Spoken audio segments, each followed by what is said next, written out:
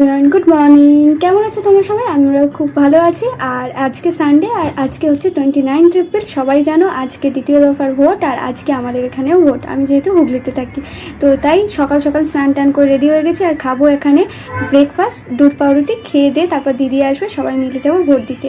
তো এটাই হচ্ছে আমার আজকে ড্রেস। তো তারপর রেডি হয়ে নিই। আমি তো একদম রেডি হয়ে গেছি।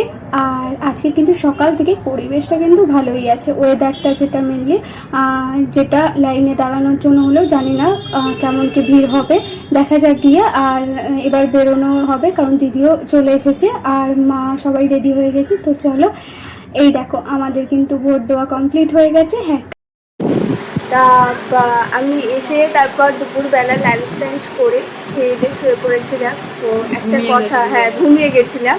তো একটা কথা জিজ্ঞেস করা, তা তুই ভোটটা যে দিলি আজকে আমরা দিতে গেলাম, তাহলে তুই কাকে দিচ্ছিস? হ্যাঁ দিয়েছিস তো অবশ্যই, কাকে দিয়েছিস? আমি দিয়েছি এমনই কাউকে, সেটা মানে কি বলবো, অবশ্যই চাই যে বাংলাতে একটা বিরাট বড় পরিবর্তন আসে।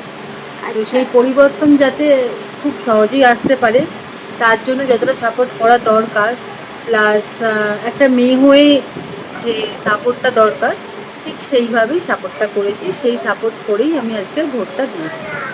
এই যে তোমার একটা প্রশ্ন ছিল, তাকাও তাকাও এদিকে তাকাও তুমি মা। তুমি যে আজকে ভোটটা দিলে, তাহলে কাকে দিলে? একটা ফুলে দিয়েছি। আচ্ছা ঠিক আছে, ওটো না, বলছি তুমি যে আজকে ভোট কাকে দিয়েছো? হাত চেয়ে ভোট দিয়েছি। আমি এই যে ভোট দিয়ে দিয়েছি।